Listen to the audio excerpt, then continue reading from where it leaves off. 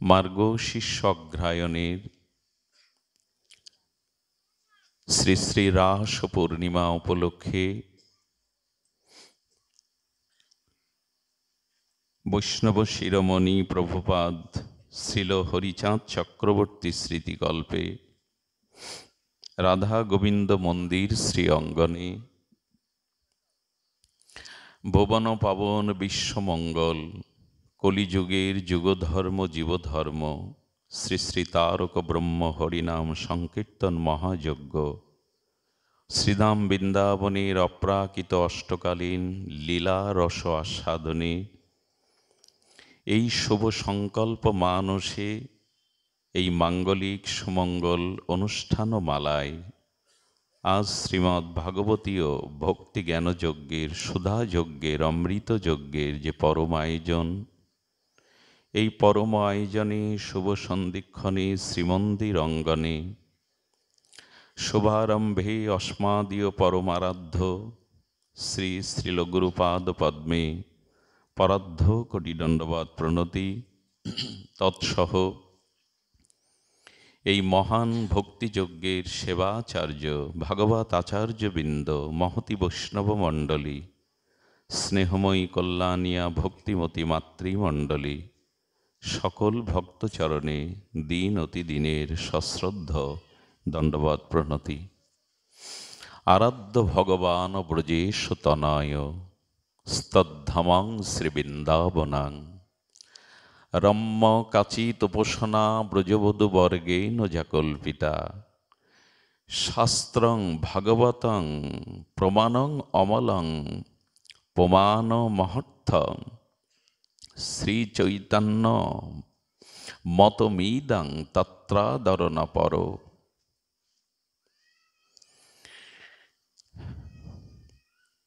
আমাদের আরাধ্য তত্ত্ব, আমাদের উপাস্য তত্ত্ব ব্রজেন্দ্র নন্দন রসিক শেখর রসিকেন্দ্র মৌলি শ্রী রাধা মাধবী আমাদের উপাস্য তত্ত্ব। আরাধ্য ভগবান ব্রজেশ তনয় মাধুর্য মূরতি রসিকেন্দ্র মৌলি রসিক শেখর রাধা রমন রাধা মোহনী আমাদের উপাস্য তত্ত্ব। আর সেই উপাস্য তত্ত্ব তার শ্রীধাম হল শ্রী মধুর বৃন্দা বিপিন শ্রী বৃন্দাবনী হল আমাদের ধাম। সেই রাধা মাধবের রাধা রমণের রাধা মদন মোহনের রাধা গোবিন্দজির যে যুগল উপাসনা তত্ত্ব শ্রীধাম বৃন্দাবনে মধুর বৃন্দাবনে, এখানে উপাসনাটা কি? রাম্য কাচিত উপাসনা ব্রজবধূ বর্গেণ জাকল্পিতা।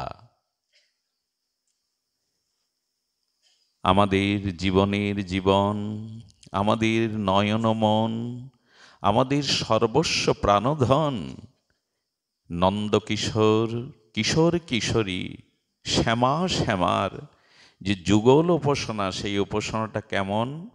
রম্য রম্য কাচিত উপাসনা ব্রজবধূ বর্গেণ জাকল্পিতা। বৃন্দাবনের অপ্রাকৃত রসশৃঙ্গারে যে ব্রজের গোপীগণ ব্রজবধূগণ তারা যে রূপে এই রম্য মঞ্জরি ভাব সাধনার ভজন করেছিলেন, আমাদের সেই রাধা দাস্য মঞ্জরি স্বরূপে মঞ্জরি অভিমানে আর মঞ্জরি স্বরূপে যুগল উপাসনাই হলো আমাদের প্রকৃত উপাসনা। রম্য কাচিত উপাসনা ব্রজবধূ বর্গেণ জাকল্পিতা। এই ভজন কে দিল, কে জানালো? এই মধুর বৃন্দা বিপিন মাধুরী, এই রম্য কাছিদ ব্রজবধূগণের মঞ্জরি ভাব সদনা রাধা দাসের ভজন কে জানালো? এর প্রমাণ কি? বললেন শাস্ত্রং ভাগবতং প্রমাণং অমলং, সর্ববেদান্ত সার, নিখিল শাস্ত্রের সার। অমল পুরাণ মহাপুরাণ শ্রীমদ্ ভাগবতী, পরমহংস পরিব্রাজক, আজন্ম মায়ামুক্ত তুরীয় তত্ত্ব শ্রীল সুখদেব গোস্বামী বাদরায়ণী তিনি জানিয়েছেন ভাগবত প্রমাণে যে আমাদের সর্বশ্রেষ্ঠ উপাসনা হল ব্রজবধূগণের যা যা ভজন, সেই মঞ্জরি ভাব সাধনার রাধা দাস্যের মধুর বৃন্দাবনের যুগল রস ভজন। ভাগবত তার প্রমাণ। কেউ যদি এই যুগ তো প্রমাণ, তর্কের যুগ, এই ভজন কে দিল? অমল পুরাণ বেদান্ত সার শ্রীমদ্ ভাগবতী বাদরায়ণী পরমহংস পরিব্রাজক কুলতিলক ছিল সুখদেব গোস্বামী এটি প্রচার করলেন। মাধুর্য ভাগবত তার সার, ব্রজে কইলা পরচার। মাধুর্যই যে ভগবত তার সার, অন্তিম অবধি, এটি জানিয়েছেন ছিল সুখদেব গোস্বামী। আর শ্রীকৃষ্ণ চৈতন্য মহাপ্রভু মতমিদং, রাধা কৃষ্ণ মিলিত তনু, রাস বিলাসের চরম পরিণতি। শ্রীকৃষ্ণ যদি প্রেম হয় তো মহাপ্রভু হলো প্রেম পরতত্ত্ব সীমা। রাধা কৃষ্ণ মিলিত তনু, রাস বিলাসের চরম পরিণতি, প্রেম বিবত্ত ঘনীভূত প্রেমমূর্তি। শ্রীমান চৈতন্য মহাপ্রভুর এটাই মত, এটাই শিক্ষা ব্রজ উপাসনা। শ্রীকৃষ্ণ চৈতন্য মহাপ্রভু মতমিদং তত্রাদরণা পর। হে গৌড়ীয় বৈষ্ণবগণ, হে রস উপাসক, তোমাদের যেন অন্য উপাসনায় মতি না হয়, আদর না হয়, এই ভজনই যেন তোমাদের আদর হয়। এই তো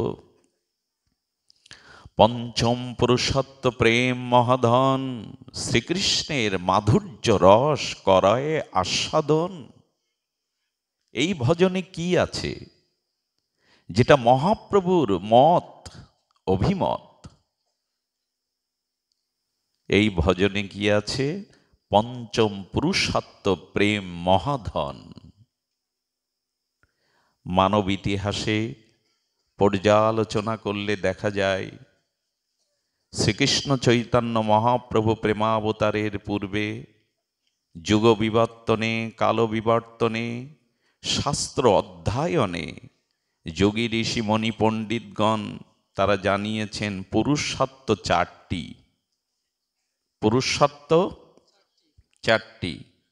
পুরুষ মানে শ্রেষ্ঠ, আর অর্থ শব্দের অর্থ প্রয়োজন। চারটি হলো পুরুষার্থ। পুরুষার্থ কয়টি? চারটি। কি কি? ধর্ম, অর্থ, কাম, মোক্ষ। মানব ইতিহাসে কাল বিবর্তনে শাস্ত্রে এই চারটি পুরুষার্থের কথাই উল্লেখ ছিল। এর বাইরে অন্য পুরুষার্থ এ জগতের বুকে কেউ জানায়নি। ধর্ম, অর্থ, ইহকাল পরকালের কামনা পূর্তি, আর মৃত্যুর পরে স্থায়ী সুখ, জন্ম মৃত্যুর ঊর্ধ্বে মুক্তি বা মোক্ষ।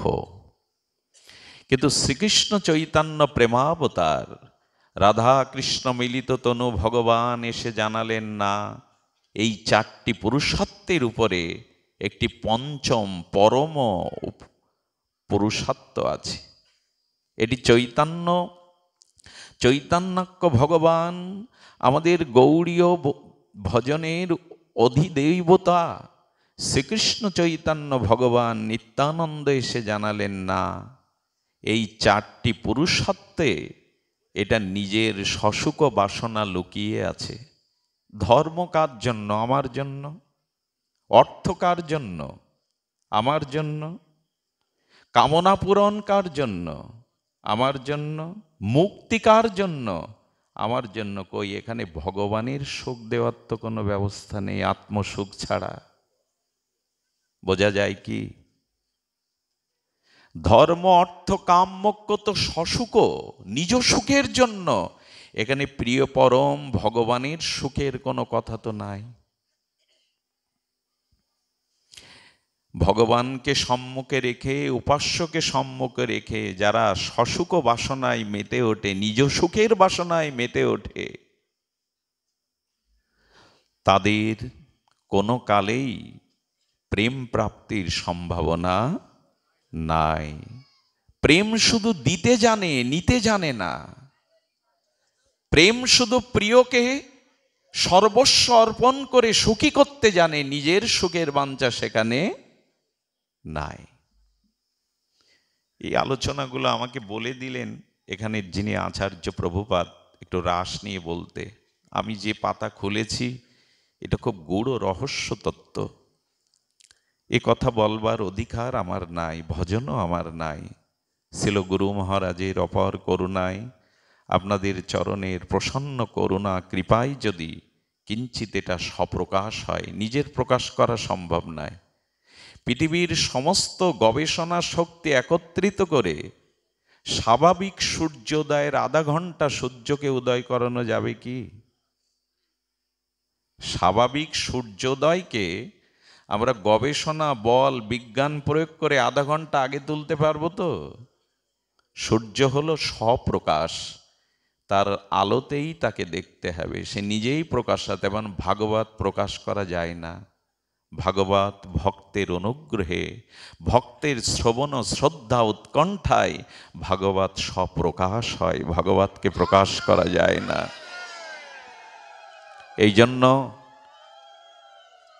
শ্রদ্ধালু শ্রোতা, শ্রদ্ধালু শাস্ত্রজ্ঞ আর উৎকণ্ঠিত ভাগবত তত্ত্ব নামরূপ লীলা শ্রবণের যাদের চাতক তৃষ্ণা আছে, সেই ভক্তের হৃদয়ের উৎকণ্ঠা, ব্যাকুলতা, জিজ্ঞাসা পরিপূরণের জন্য স্বয়ং অভিন্ন গোবিন্দ কলেবার ভাগবত নিজেই প্রকাশ হন।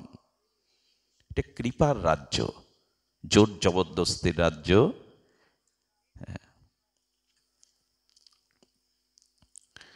ন মেধায়া, এটা মেধার দ্বারা হয় না।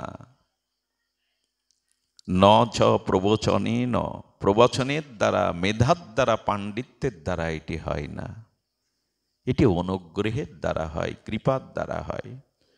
তবে সেই শান্ত সমাহিত চিত্তে শ্রদ্ধালু চাতক সম পিপাসাক্ত উৎকণ্ঠায় আপনাদের চিত্তে যদি ভগবানের দিব্য নাম রূপ লীলা শ্রবণের আর গাঢ় উৎকণ্ঠা, গাঢ় পিপাসা জাগে, তবে ভাগবত স্বয়ং প্রকাশ হবেন আপনাদের চিত্ত আর প্রশমিতর জন্য।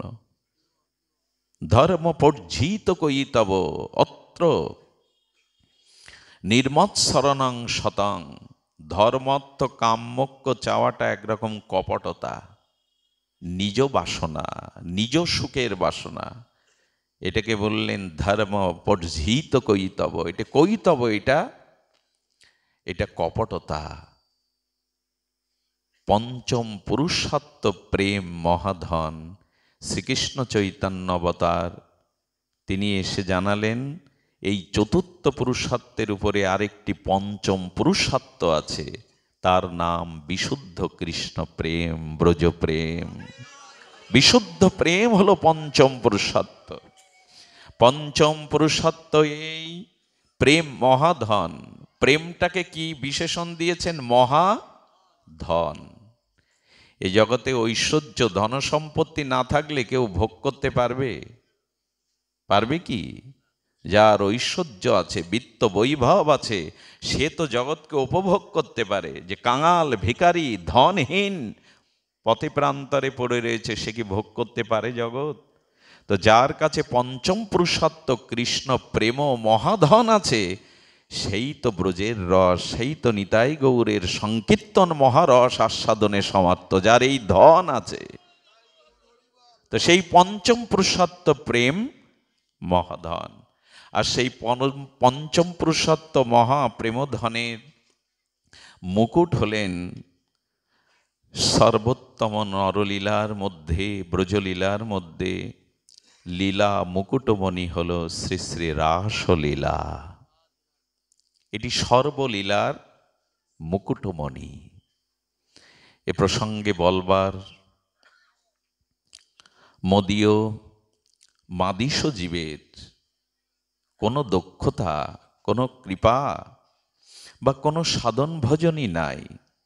অযোগ্য নরকের নর্দমার কীট। তবু এখানে গুরু মহারাজের আচার্য প্রভাবের আমার উপরে নির্দেশ এসেছে রাস সম্পর্কে কিছু বলবার। রাস শব্দ বলবার আগে বলবো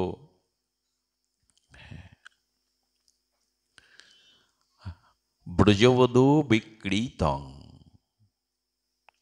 রাস কি না, যদি আমরা রাস পঞ্চঅধ্যায়ের প্রথম শ্লোকটি স্পর্শ করি তাহলে কি বলছেন শুকদেব?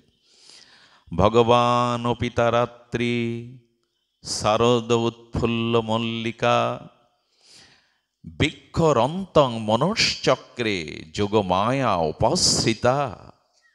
এটাই রাস পঞ্চঅধ্যায়ের রাসের প্রথম শ্লোক। এর উপরেই কিঞ্চিত আস্বাদন। দেখুন, কি বলা হলো এখানে? ভগবান অপিতারাত্রি। খুব লক্ষ্য করতে হবে, সেই ভগবান, ভগবান অপিতারাত্রি। অপি মানে সেই ভগবান। কি ভগবান? বললেন এতে চাংশ কলাপংশ কৃষ্ণস্ত ভগবান স্বয়ং। ভগবান শব্দটি প্রথমে বলা হলো ব্রজবধূ বিক্রীতং।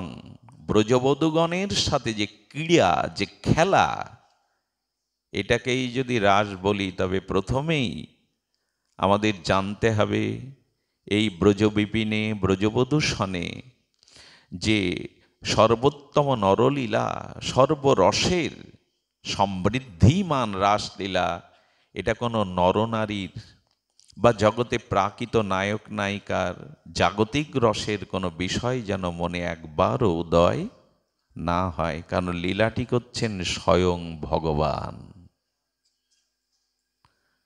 রাসলীলা কে করছেন? এই জন্য ভগবান অপিতারাত্রি। এখানে সতর্ক করেছেন এই লীলা সাধারণ কোনো প্রাকৃত জগতের রসের লীলা নয়, প্রাকৃত মরণশীল কোনো রক্তমাংস পুরুষ প্রকৃতির লীলা নয়। এই লীলা সাক্ষাৎ ভগবানের স্বরূপ শক্তির সাথে, নিজের সাথে নিজের খেলা বা লীলা। এখানে দেহের সাথে কোনো যোগ নাই। কি বলা হলো? রাসলীলায় দেহের সাথে কোনো যোগ নাই। বলা হয় আত্মার সাথে পরমাত্মার, এটিও ঠিক বলা হয়নি। আত্মার সাথে পরমাত্মার যে মিলন, রস, এটাকেই যদি রাস বলা হয়, এটাও সম্পূর্ণ বলা হয়নি। আত্মারও আত্মা, পরমাত্মার পরাবস্থা, সচ্চিদানন্দ ভগবানের স্বরূপ শক্তির সাথে যে ক্রীড়া খেলা, তারই নাম রাস। ভগবান অপিতারাত্রি। কোন ভগবান? ব্রহ্মা শিবাদিরও বন্দনীয় চরণ যিনি। মৎস্যকূর্ম বরাহ নৃসিংহ রাম বামন, যার অংশের অংশ কলা, যিনি স্বয়ং সরাট বিভু অখণ্ড অদ্বয়, যিনি ব্রহ্মার একদিনে অবতীর্ণ হয়ে লীলা করেন। ব্রহ্মার একদিনে আসেন স্বয়ং ব্রজেন্দ্র নন্দন, রসিক শেখর, রসিকেন্দ্র মৌলি, ব্রজেন্দ্র নন্দন ব্রহ্মার একদিনে কেবল আসেন। ব্রহ্মার একদিনটা কি? সত্য, ত্রেতা, দাপর, কলি, এই 4 যুগ মিলে হয় এক দিব্য যুগ। এরকম 71 দিব্য যুগে হয় এক মন্বন্তর। এরকম 14 মন্বন্তরে ব্রহ্মার এক এক দিন। আর এই 14 মন্বন্তরে অর্থাৎ 4000 যুগের মধ্যে সহজ হিসাব হলো 1000 সত্য যুগ, 1000 ত্রেতা যুগ, 1000 দাপার যুগ, 1000 কলিযুগ। কয় হাজার হলো?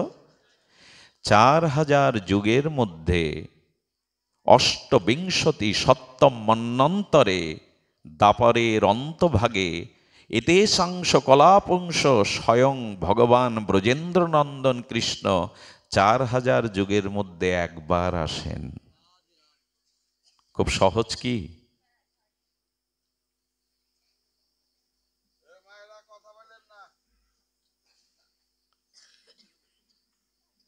চার হাজার যুগের মধ্যে স্বয়ং ভগবান, আর সকলে তার অংশ, অংশের অংশ কলা। সেই স্বয়ং ভগবান যখন ব্রজেন্দ্র নন্দন হয়ে আসেন,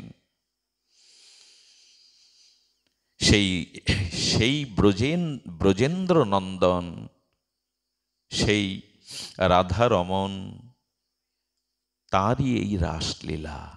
তাই প্রথমেই সতর্ক করেছে ভগবান অপি তারাত্রী। সেই ভগবান ব্রজেন্দ্র নন্দন স্বয়ং ভগবান এই লীলা করছেন। এখানে মানসী বুদ্ধি আসা কি উচিত? প্রাকৃত নায়ক বুদ্ধি আসা কি উচিত? আর তখন স্বয়ং ভগবানের বয়ক্রম কত? 10 বছর কিছু মাস। কিন্তু বর্তমানে রাসলীলা নামের আসরে যারা সেজে সেজে অভিনয় করে, রাস কীর্তন করে, তাদের বয়স কি 10 বছর? আপনারা সিরিয়ালে যে দেখেন রাসলীলা করছে, সেখানে শ্রীকৃষ্ণকে যুবক আর কিশোরী রাধারানীকে যুবতী বানানো হয়। এগুলো ভক্তি বিঘ্ন হয়, এগুলো চিত্তকে কলুষিত করে। এই জন্য যথাযথ তত্ত্বজ্ঞ ব্রজ রসিক, ব্রজ অভিজ্ঞ, ব্রজ ভজনানন্দীর মুখেই এই কথা শ্রবণ করতে হয়, নাহলে বিরূপ ফল প্রসব করতে পারে। এই জন্য ভগবান অপিতা রাত্রি। কোন রাত্রি? সেই স্বয়ং ভগবান রাসলীলা করছেন। কোন রাত্রি? শারদ উৎফুল্ল মল্লিকা। কি শব্দ চয়ন!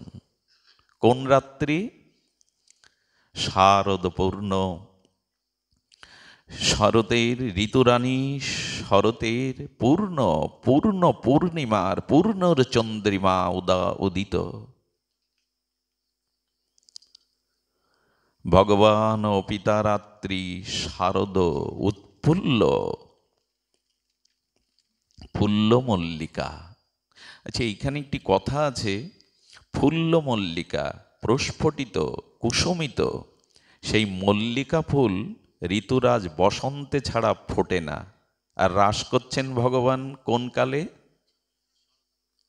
শরতে। শরতে বসন্তের ফুল উল্লেখ হলো কেন?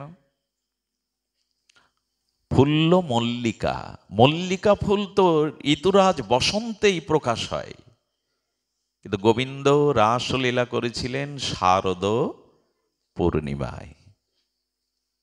রাস দুই প্রকার, বসন্ত রাস, শারদীয় রাস। রাস নিত্য আজও হয়, তবে এই শারদীয় রাসে সেদিনটা কেন ফুল্ল মল্লিকা বললেন? শুকদেব গোস্বামী বললেন, এই যে ষড় ঋতু, এই ষড় ঋতু তারা একে অপরকে বলছেন, ভাই, স্বয়ং ভগবানের এই সর্বোত্তম লীলা মুকুটমণি রাস সর্বকল্পে হয় না। আজ যেহেতু স্বয়ং ভগবান ব্রজেন্দ্র নন্দন এই মধুর বৃন্দাবনে রাস করছে, তাই আয় আমরা ষড় ঋতু একসাথে প্রকাশ হয়ে ষড় ঋতুর ফুল ফুটিয়ে দেয়। বৃন্দাবন সাধারণ স্থান নয়। যে দেশে যার আছে খ্যাতি, যে দেশে সব প্রাপ্তি, না চাইতেই দেয় ফুল ফল। রঘুনন্দন, মুকুন্দ কবিরাজের ছেলে রঘুনন্দন, প্রতিদিন ব্রজেন্দ্র নন্দন ব্রজনাথের কর্ণকুণ্ডলে দুটো করে কি পরাতেন? কদমের অবতংশ। ব্রজেন্দ্র নন্দনের কর্ণকুণ্ডলে দুটো কদমের অবতংশ পরাতেন। তো 12 মাস কি কদম ফুল হয়? কিন্তু বৃন্দাবনের বৃক্ষে ভক্তের অভিলাষ পূরণের জন্য বৃন্দাবনের চিন্ময় কদম 12 মাসেই দুটো করে কদম ফুল দিত। এ কি অন্যখানে সম্ভব? আজ ওই কাল কোলাহলে এই পৃথিবী মণ্ডলে বৃন্দাবন এমন একটি ভূমি, চিৎভূমি, চিন্ময় ভূমি, ভগবানের সন্ধিনী শক্তির আশ্রয় আধার, যে বৃন্দাবনে এখনো ষড়ঋতুর ফুল সর্বসময় ভগবানের জন্য দিব্য চিন্ময় প্রেমলীলাতে, ব্রজলীলাতে পাওয়া যায়। আজও প্রতিটির বৃক্ষের শাখা পোশাকা, পত্র পল্লব রাধারানীর চরণ কৈকর্য পাওয়ার লালসায় তারা উপরের দিকে, ঊর্ধ্ব দিকে নয়, বৃন্দাবনের প্রতিটি বৃক্ষ বৃন্দাবনের ধুলিকে নেওয়ার জন্য, রাধারানীর চরণ কৃপা নেওয়ার জন্য নিচের দিকে। এখানের বৃক্ষ বৃক্ষ নয়, লতাপাতা লতা নয়, সব মনীন্দ্র যোগীন্দ্র মহা তপস্বীগণ। এই জন্য ষড়ঋতু সর্বোত্তম রসলীলায় ভগবানকে আনন্দ দেওয়ার জন্য ষড়ঋতু একই সাথে প্রকাশ হয়ে গেছে। শারদ উৎফুল্ল ফুল্ল মল্লিকা, ষড়ঋতু একসাথে প্রকাশ হয়েছে। এখানে প্রাকৃতিক জগতের সাথে কোনো যোগ নাই, এটা অপ্রাকৃত ভূমি, চিৎভূমি, সন্ধিনী শক্তির আধার ব্রজধাম। আজও ব্রজধামের যে মহিমা অনন্ত বিশ্বে, এটি কুত্রাপি কোথাও পাওয়া সম্ভব নয়। এই জন্য কি বলেছেন? ভগবান অপিতা রাত্রি শারদ উৎফুল্ল ফুল্ল মল্লিকা। হ্যাঁ, আর ভিক্ষরন্তং মনশ্চক্রে, স্বয়ং ভগবান শারদ পূর্ণিমায় ফুল্ল মল্লিকা ষড়ঋতুর ফুলময় শোভাতে যমুনা পুলিনে বংশী বটে, তার মনে ভিক্ষরন্তং মনশ্চক্রে, শ্রী গোবিন্দের চিত্তে মনে রমণের ইচ্ছা জাগল। কি ইচ্ছা জাগলো? রমণের নবকিশোর নটবর সেই অনন্ত মাধুর্য ময় মূরতির মনে রমণের ইচ্ছা জাগলো। আচ্ছা, রমণ শব্দের অর্থ কি? রমণ বলতে যে শব্দটা বোঝায় মিলন, রমণ বলতে মিলন। আর এই শব্দটা আমাদের প্রাকৃত চিন্তা বুদ্ধিতে আসে স্ত্রী পুরুষের প্রিয়া প্রিয়র মিলনকেই বলে রমণ। ভগবান কি বলতে চাইছেন?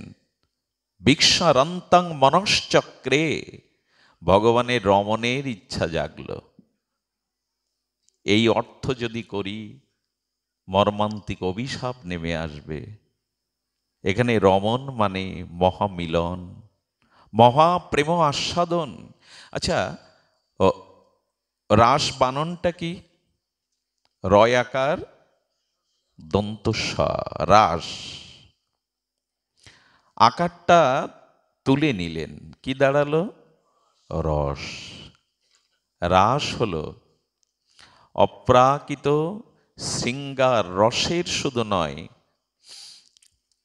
পরকীয়া প্রেমের অতি রসেরও উল্লাস। রাস শুধু রস নয়, রসের উল্লাস। আচ্ছা, কি হয়? সমুদ্রে যদি অনন্ত নদ নদীর জল প্রবেশ করে, সমুদ্র স্ফূর্তি হয়, স্ফীতি হয়? হয় কি? হয় না। আবার সমুদ্র থেকে শত শত নদ নদী যদি জল নিয়ে নেয় জোয়ারে, তবু কি সমুদ্রের জল স্ফীতি কমে যায়? চিরশান্ত, পূর্ণ। কিন্তু যেদিন পূর্ণিমার চাঁদ নীল নীলিমায় উদিত হয়, সেই চাঁদের জ্যোৎস্না কিরণে সমুদ্রের তরঙ্গ বাড়ে, উচ্ছ্বাস বাড়ে। ঠিক তদুপরি যে রস, এটা পরকীয়া ভাবের অতি রসের উল্লাস। রাস হলো স্বকীয়ানা পরকীয় রাসের উল্লাস রস, অপ্রাকৃত চিন্ময় উল্লাসাত্মক রস। মাঝখানে আকারটা বাদ দিলে হয় রস, এই আকারটাই আমাদের সব বাধা। আমরা রস আস্বাদন করি, তবে অভিশপ্ত কাম রস, এই রস যতদিন চিত্তে আছে এ জগতে প্রবেশ করা, এই লীলা রাজ্যে প্রবেশের তার অধিকার নাই। এমন একটি সংবাদ এটি, যার ভিতরে অভিশপ্ত দুর্জয় এই প্রাকৃত দেহভোগের কাম আছে, কামনা আছে, এই রাজ্যে তার প্রবেশের অধিকার। এই জন্য এটা কে বর্ণনা করতে পারে? একটা শুনুন, রাস মূলত আসলে কি জানান দিচ্ছেন? রাস মূলত জানান দিচ্ছেন রাসে কি পাওয়া যাবে। রাসে একটা জিনিস ছাড়তে হবে আর একটা জিনিস প্রাপ্ত হবে। রাসে প্রাপ্ত হবে কি? আগে ছাড়ার কথা বলি। রাস লীলা যারা শোনেন, রাস তত্ত্ব রসামৃত যারা সাধু মুখে, তত্ত্বজ্ঞের মুখে, নিষ্কাম শুদ্ধ ভক্তের মুখে শ্রবণ করেন, তাদের একটা জিনিস চিরদিনের মতো ছেড়ে যায়, সেটা হলো হৃদয়ের রোগ, হৃদরোগ, কামরোগ তার জীবন থেকে একেবারেই চলে যায় যদি রাস কেউ তত্ত্বজ্ঞের মুখে শ্রবণ করে। হৃদয় কামরোগ দূরীভূত হয়, এটা ছেড়ে যায়। এমন একটি তত্ত্ব, এমন একটি মহিমা, যে তত্ত্ব শ্রবণে চিরজন্মের অভিশপ্ত দুর্জয় কাম, এই হৃদরোগ, মানুষ বলে হৃদরোগ, হৃদরোগ মানে স্ট্রোক, এই তো প্রকৃত হৃদরোগ হলো কাম। এটা দুর্জয়, একে জয় করা যায় না। ইহাকে করিয়া জয় এড়ানো না যায়। ঠাকুর মশাই বলছেন, ইহাকে করিয়া জয় এড়ানো না যায়, সাধু কৃপা বিনা ইহার নাই তো উপায়। এই কামকে নিজ চেষ্টায় সাধন ভজনের দ্বারা জয় করা যায় না, দেবতা মনি ঋষিও পারি নাই।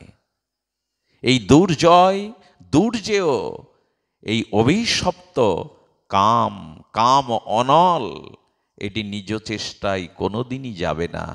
সাধু কৃপা বিনা ইহার নাহিত উপায়। যদি কোনো মহতের কৃপা কখনো হয়, মহতের সঙ্গামৃত, মহতের কথামৃতের সেই চিৎকণ অনুভূতি যদি আপনার ভেতরে প্রবেশ করে, এই জন্য রাসলীলা তত্ত্বজ্ঞের মুখে শ্রবণ করলে এই দুর্জয় কাম অভিশাপ রোগ চলে যায়।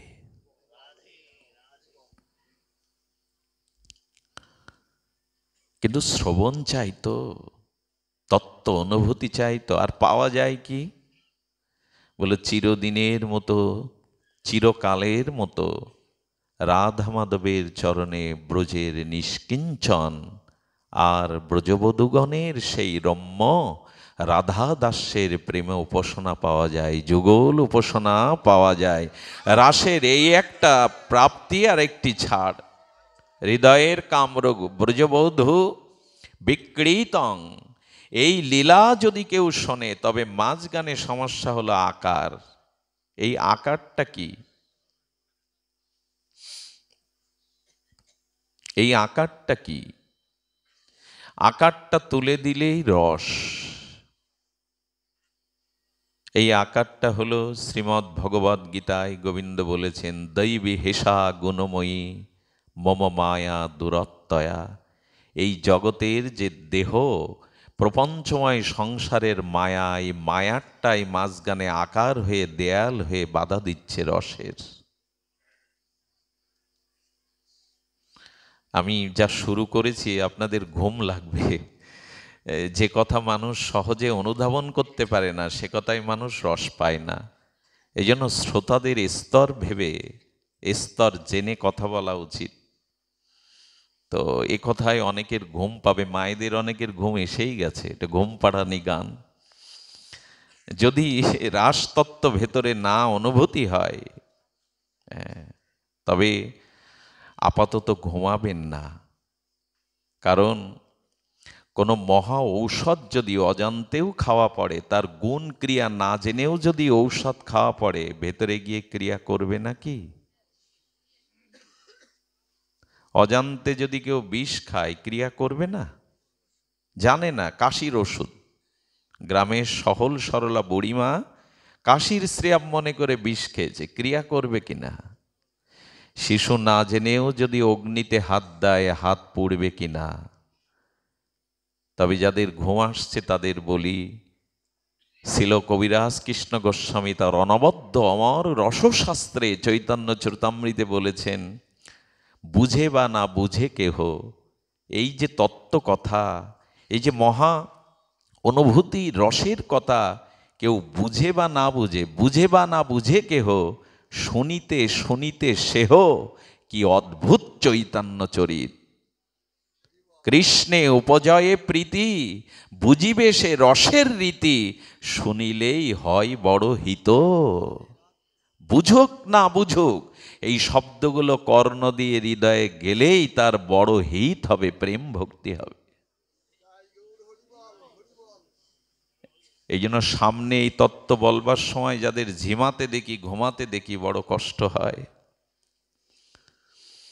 একদিন মহাঘুম আসছে, সেদিন কেউ আপনাকে আর জাগাতে পারবে না। আজ কেন ঘুমাচ্ছে? জয় রাধে। আকারটা বাদ দিন, এই ঘুম মানেই তো রাস বঞ্চিত করছে, মায়া এসেছে। কলি যখন আসে, বাবা বসুন, দ্রুত বসুন। কলি যখন আসে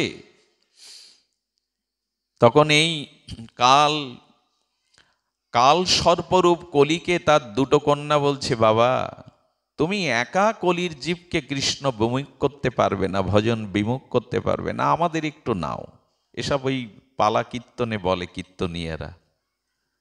কলি যখন প্রবেশ করছে তো দুর্জয় কলিকে, কাল সর্পরূপ বিষ সর্পরূপ কলিকে তার দুই কন্যা বলছে, বাবা একা যেও না, আমাদের নিয়ে যাও। তো কলির দুই মেয়ের নাম নিদ্রা আর ঝিমানি। অনেকেই ঘুমায় না, কি করে? ঝিমায়। যদি বলে একটু ডাকে, না না না না ঘুমাচ্ছি না, এরকম হওয়া উচিত নয়। এগুলো আপনাকে এর থেকে দূরে সরিয়ে নেওয়ার জন্য ব্যবস্থা। আমরা আস্বাদন করি, এই আকারটা হলো মায়া। স্ত্রী পুত্র বান্ধব যত, মরি যাই শত শত, আপনারে হও সাবধান। এই যে স্ত্রী পুত্র দেহ সংসার অর্থবিত্ত, এটা প্রত্যেক জন্মেই পেয়েছো, কিন্তু শান্তি পাওনি। আচ্ছা, গত জন্মে যারা আমার স্ত্রী পুত্র ছিল আজ তাদের চিনতে পারবো? আবার মৃত্যুর পরে অন্য কোথাও গিয়ে নূতন পরিচয়ে যে সংসার গড়ব স্ত্রী পুত্র, এই জন্মের যাদের তাদের আগামী জন্মে চিনতে ঠাকুরমশাই বললেন, স্ত্রী পুত্র বান্ধব যত, মরি যায় শত শত। এটা টিকে থাকে না, প্রতি জন্মেই নূতন দেহ, নূতন সংসার, নূতন স্ত্রী পুত্র, এরা তো বারবার পুনঃ পুনঃ জন্ম, পুনঃ পুনঃ মৃত্যু কবলিত হচ্ছে। এবার অন্তত সাবধান হও। এই মায়া, এই মোহ, এই অনিত্যতার প্রতি আমাদের আকার পড়ে গেছে। এই রসের মাঝখানে একটা আচ্ছা, এখানে একটা কালো পর্দা দিলে না আমি আপনাকে, না আপনি আমাকে দেখতে পাবেন, এখানে একটা পর্দা দিলে, এই পর্দাটাই হলো মায়া। এই মায়া যদি, এই আকার যদি সরে দাঁড়ায়, তখনই আমাদের রাসে প্রবেশ হবে, তখনই রস আস্বাদন হবে। তো এই মায়া যাবে কি করে? এই মায়া কি করে? মামেব যে প্রপর্দন্তে মায়া মেতাং তরন্তিতে। গোবিন্দ বললেন, এই দুর্জেয় দুর্ত্যাজ্য মায়া তুমি ত্যাগ করতে। আচ্ছা, আপনার ছায়াটা আপনি আলাদা করতে পারবেন দেহ থেকে? এই যে ছায়াটা পড়ছে, প্রতিবিম্বটা পড়ছে, এটা দূর করতে পারবেন? এটা দূর করতে পারবেন না। ঠিক তেমনি মায়াও আপনি নিজ চেষ্টায় দূর করতে। এই জন্য গোবিন্দ বললেন, মায়া আমার বহিরঙ্গা শক্তি, আমার চরণে যিনি আশ্রয় নেন আমি কৃপা করে তাকে মায়া দূর করে দেই। মায়া তো আমার শক্তি। মামেব যে প্রপর্দন্তে মায়া মেতাং তরন্তিতে। এই দুর্জয় দুর্তেজ্য মায়াকে আমি কেবল তার জীবন থেকে তাড়িয়ে দিতে পারি। মায়া কেমন জানেন? মনে পড়ে পুরানো দিনের, এখন তো এইসব নিয়ম নাই। শত বছর পিছনে যদি বাংলার গারস্থ ধর্মে, গৃহধর্মে যেতেন, সেখানে ভাসুরকে দেখলে ভাতৃবধূ কোথায় যেত? অবগুণ্ঠিতা হয়ে একটু আড়ালে লুকাতো। লুকাতো কিনা, শত বছর আগে ফিরে যান। কিন্তু এখন তো এগুলো ভাই হয়ে গেছে, দাদা হয়ে গেছে। এগুলো ভালো ছিল, এটা ভাঙা উচিত হয়নি। কি বলবো আপনাদের, কি যেন প্রেমানন্দ গার্লফ্রেন্ড, এখন কি বলে? আমি আবার ইংরেজি জানি না, মূর্খ। আচ্ছা, ছেলে মেয়েতে বন্ধুত্ব হয়? এই একটা অভিশাপ জগতে এখন দেখা দিয়েছে। ঘি এবং অগ্নি, এদের সাথে সম্বন্ধ। নারী এবং পুরুষের সাথে বন্ধুত্ব কোনোদিনই হয় না। এগুলো যতই গল্প দেন, যতই দৃষ্টান্ত দেন। ভগবান মনু বলেছেন, যুবতী মায়ের ঘরে তার যুবক ছেলে যেন অন্ধকারে প্রবেশ না করে, রাত্রি যাপন না করে। মানব সংহিতার, মানব সংবিধান যিনি রচনা করেছেন ভগবান মনু, সেখানে বলেছেন যুবতী মেয়ের ঘরে তার পিতা যেন একত্রে রাত্রি নিশি যাপন না করে। সেখানে ছেলে মেয়ে বন্ধুত্ব, বন্ধুত্ব হয় আত্মাতে, দেহতে বন্ধুত্ব হয় না। দেহতে হয় কাম, লালসা। দু চার দিন বন্ধুত্বের খাতির থেকে সেই দুর্জয় অভিশাপ কোন ভাষা দিয়ে প্রবেশ করে। এই সব সংস্কৃতিগুলো এখন জগৎকে নষ্ট করে দেওয়ার জন্য যথেষ্ট। গার্লফ্রেন্ড, এসব থেকে সতর্ক হওয়ার দিন এসেছে। সামাজিক অবক্ষয় যেখানে নেমে গেছে, আমরা দু চারজন মানুষ এই মহারাজপুরে হরিকথা রাস শুনে কি করব? পদ্মার ভাঙনের মতো সমাজ, ব্যক্তি, সংসার অবক্ষয়ে, অপসংস্কৃতিতে ভেঙে পড়ছে। সতর্ক হতে হবে। প্রকৃতি পুরুষে বন্ধুত্ব হয় না, এটি সম্ভব নয়। এই জন্য ওই পুরানো দিনে আমাদের গারস্থ সংস্কৃতিতে, বৈদিক সংস্কৃতিতে ভাসুরকে দেখলে যেমন কুলবধূ, ভাতৃবধূ দূরে দাঁড়াতো, গোবিন্দ বললেন যে আমার চরণ স্মরণ করে মায়া অমনি ঘোমটা দিয়ে দূরে দাঁড়িয়ে পড়ে, তার সামনে আর আসে না, আসে না। আচ্ছা, সূর্য পূর্ব দিকে উদিত হলে ছায়াটা কোন দিকে পড়ে? দীর্ঘ পড়ে কিনা, ছায়াটা দীর্ঘ হয় কিনা? আর পশ্চিমে সূর্য হেলে গেলে ছায়াটা কোন দিকে পড়ে? সেটাও দীর্ঘ। একটা সময় ছায়া দীর্ঘ হয় না, পায়ের সাথে মিলিয়ে যায়। কোন সময়? সূর্য যখন মধ্য গগনে মাথার উপরে থাকে। গোবিন্দও যেন বললেন, যার মস্তকে, যার হৃদয়ে আমার ভজন, আমার নামরূপ চিন্তা, মায়া তাকে জ্বালায় না, প্রভাব বিস্তার করে না। মায়াও চরণে আর মিলিয়ে যায়, মায়া আর প্রভাব বিস্তার করে না। এই জন্য জীব অনাদিকাল ধরে ভব সিন্ধু মাঝে পতিত হচ্ছে। অনাদিকাল, এর কোনো আদি নেই। অনাদিকাল ধরে সংসার সিন্ধুতে পতিত হচ্ছে এই কামনা, বাসনা, কাম রোগের দ্বারা। কি হচ্ছে? দুঃখের, পৃথিবীতে যত দুঃখ, সেই দুঃখের মূলীভূত একটাই কারণ, কাম এবং কামনা। পৃথিবীতে যত দুর্গতি, যত দুঃখ, অভিশাপ, তার পেছনে একটাই কারণ, সেটি হলো কাম বা বৃহত্তত্ত্বে কামনা।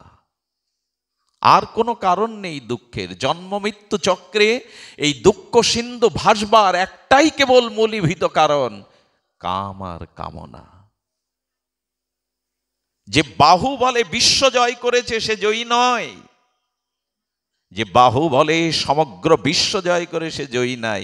সেই বাহু বলে বিশ্ব জয় করা পুরুষ কোন নারীর কামনায়, কামে সে তার পদতলে পতিত হয়।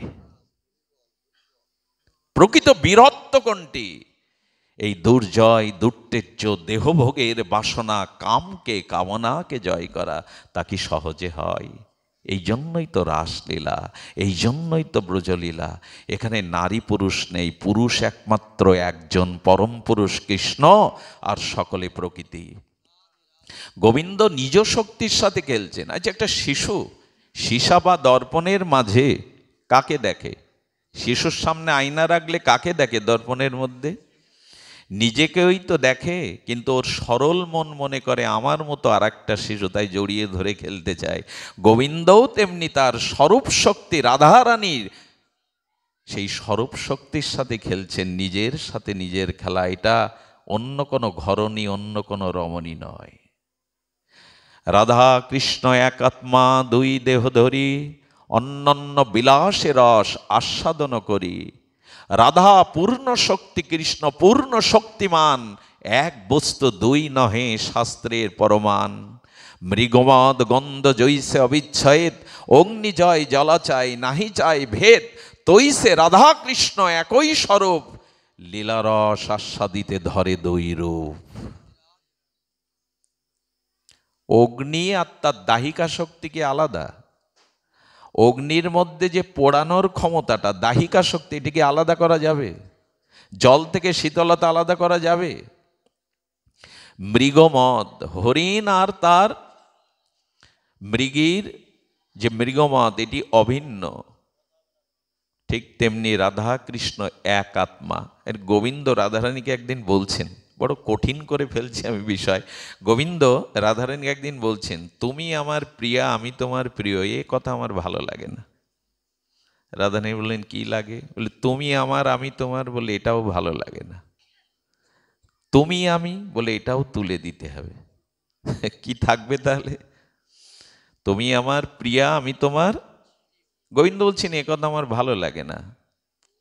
তুমি আমার আমি তোমার, এ কথাও ভালো লাগে না। তুমি আমি বলে এটাও তুলে দিতে হবে। রাধারানী বলছেন, তাহলে থাকবে কি? রূপ গোস্বামী বললেন, দুহু মন মনোভাব পেশ হলো জানি, এসো তোমার আমার মন মিশিয়ে এক করি। তুই থাকবে না, তুমি আমি, আমি তোমার, আমি তোমার, তুমি আমার, এটা দুই হচ্ছে কিনা? গন্ধর্ব আর পারদ, পারদ আর গন্ধর্ব এই দুটো মেশে না। মেশে কি? গন্ধর্ব চূর্ণ আর পারদ একসাথে মিশবে না। কিন্তু বহুক্ষণ ধরে যদি পেষণ করেন, পেষতে থাকেন, ধীরে ধীরে এক অভিনব জিনিসের সৃষ্টি হয়, তার নাম কজ্জলি কাজল।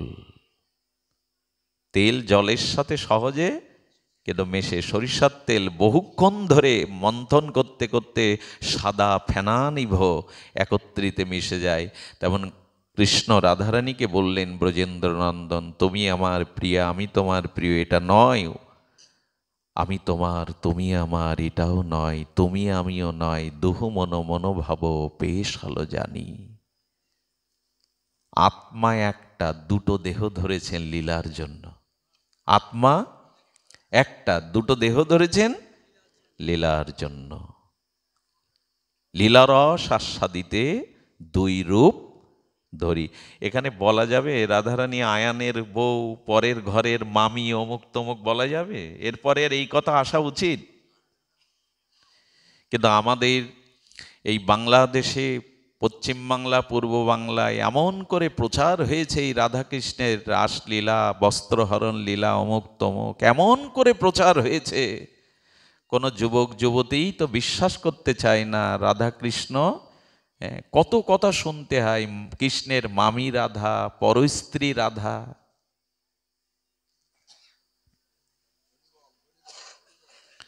এগুলি উচিত নয়। তাই যেন তেন প্রকারে, বাবা আবার কি করলে? জয় রাধে, জয় রাধে, জয় গৌর সুন্দর। দেখো কেটে গেছে কোন তারটা। তো রাধা কৃষ্ণ এক আত্মা, আগে যেভাবে ছিল দিয়ে দাও। রাধা কৃষ্ণ এক আত্মা দুই দেহ ধরি, অন্যান্য বিলাসের রস আস্বাদন করি। এখানে যেন ভ্রান্তি না আসে। আর ভ্রান্তি তো এসে যায়, রাসলীলার মধ্যে দিয়ে আমাদের এই কাম জয় হয়, আমাদের এই মায়া দূরে সরে দাঁড়ায়। এই জন্য রাসলীলা সাধারণত আমাদের প্রেম সৃষ্টি করে, আমাদের প্রেম আনয়ন করে। ঈশ্বর পরমকৃষ্ণ সচ্চিদানন্দ বিগ্রহ অনাদিরাদি গোবিন্দ সর্বকারণ, এটা ব্রহ্মা স্তুতি করেছেন। ব্রহ্মা বলছেন ইনি সাধারণ পুরুষ নন, ইনি সর্বকারণের কারণ। আমি ভূমিকাটা একটু বড় করে ফেললাম, তো আপনাদের কাছে ভগবানও অপি রমন্তং মনশ্চক্রে, গোবিন্দের মনে কি জাগলো? কি জাগলো গোবিন্দর মনে? কণ্ঠহার কোথায়? গোবিন্দের মনে জাগলো রমণ। আমি আগেই বলেছি এই রমণ স্ত্রী পুরুষের, প্রকৃতি পুরুষের রমণ নয়, এটি হলো আত্মা পরমাত্মার মিলন। এখানে দেহ বলে কিছু নেই, আত্মা পরমাত্মার মিলন, পরমাত্মারও পরবাস্তা সচ্চিদানন্দ স্বরূপ শক্তির মিলন। চরিতং কৃষ্ণদেবস্য সর্বমেব অদ্ভুত ভবেৎ, কি লীলা! গোপ লীলা তত্রাপি সর্বতোপি মনোহরা, এই লীলা সর্বত মনোহর লীলা। এটি চিত্ত মনকে আর প্রেমে, বিশুদ্ধ ব্রজ প্রেমে ভরিয়ে দেবে। তো শুধু ভক্তগণ, সেই যমুনা পলিনে বংশী বটে আর শ্রী গোবিন্দ শারদ পূর্ণিমায় সে উপস্থিত হলেন। কোথায় উপস্থিত হলেন? রাসে। গোবিন্দের বংশী ধ্বনি বেজে উঠল। কয়েকদিন ধরে কণ্ঠস্বর ভাঙা, নালে হয়তো ওই ব্যাসাসনে সুর দেওয়া উচিত নয়, তবু সেই মধ্যরাত্রে, হ্যাঁ, ভগবান ও পিতা রাত্রি শারদ উৎফুল্ল মল্লিকা, ভগবানের মনে সেই একটি বছর ধরে যোগমায়া শক্তি কাত্যায়নী স্মরণ করেছিলেন ব্রজবধূগণ। কাত্যায়নী চিৎশক্তি যোগমায়া তাদের আগামী শারদ পূর্ণিমার, তাদের গোবিন্দ সহ মিলনের যে আশীর্বাদ করেছিলেন এই যোগমায়া উপস্থিতা। দেখুন এই লীলা রাধার সাথে রাধা মাধবের, গোপীর সাথে গোপীনাথের সর্বলীলা মুকুটমণি যে পরাকাষ্ঠা লীলা, এই লীলার অধ্যক্ষকে, পরিচালনা কে করছেন? যোগমায়া উপাশ্রিতা। আমিও না জানি গোপীগণ, দোহার রূপ গণে দোহার হরে মন। গোপীও জানে না, কৃষ্ণও জানে না কি হতে যাচ্ছে। বারে বা সর্বজ্ঞ ভগবানও জানে না এরপরে কি হতে যাচ্ছে। এটা কে জানে? যোগমায়া উপাশ্রিতা। এই যোগমায়া হলো রাধা মাধবের লীলা সঞ্চালিকা, লীলা অধ্যক্ষা। যদি কেউ বৃন্দাবনে যান তাহলে কোথায় যাবেন? বৃন্দাবনে যে দুমন বন আছে, এই দুমন বনে আজও সেই পূর্ণমাসী দেবী যোগমায়ার গুফা আছে, যেখানে বসে বসে রাধা মাধবের লীলা সঞ্চালন করতেন। আমার অতীব সৌভাগ্য, আমার পরমারাধ্য শ্রী গুরুদেবের এক শিষ্য, আমার গুরু ভাই, সেই গভীর জঙ্গলের মধ্যে সেখানে ভজন করছেন। মাঝে মাঝে তিনি দাদা বলে কল করেন, দুটো কথা বলেন, প্রাণটা ভরে যায়। সেই যোগমায়া দেবীর গুফা আছে। যোগমায়া চিৎশক্তি, বিশুদ্ধ সত্য পরিণতি, তার লীলা লোক দেখাইতে সেই যোগমায়া আজ এই রাধা মাধবের রাসলীলার অধ্যক্ষ সঞ্চালিকা। তো কি করেছেন গোবিন্দ? মুরলী নিয়েছেন আর গেয়ে উঠলেন মুরলীর সেই তানে। শরদ চন্দ্র পবন মন্দ বিপিনে ভরাল কুসুম গন্ধরে, এ শারদ চন্দ্র, শারদ চন্দ্র পবন মন্দ বিপিনে ভরাল গন্ধরে, চাঁদ উঠেছে আলোর মালা গলে দিয়ে, চাঁদ উঠেছে। এগুলো খুব অন্য জগতে নিয়ে যায়, যদিও কণ্ঠ নাই। ফুল্ল মল্লিকা মালতী জ্যোথি, ফুল্ল মল্লিকা মালতী জ্যোতি, মত্ত মধুকর ভরণী। এইভাবেই রাসের বংশী বেজে উঠল। গোবিন্দ মুরলীর ধ্বনিতে ডাকলেন, আর এই ফুল্ল মল্লিকার হেরো তো রাতি ওই ছন ভাতি, হেরো তো রাতি ওই ছন ভাতি, শ্যামমোহন মদনে মাতিল রে।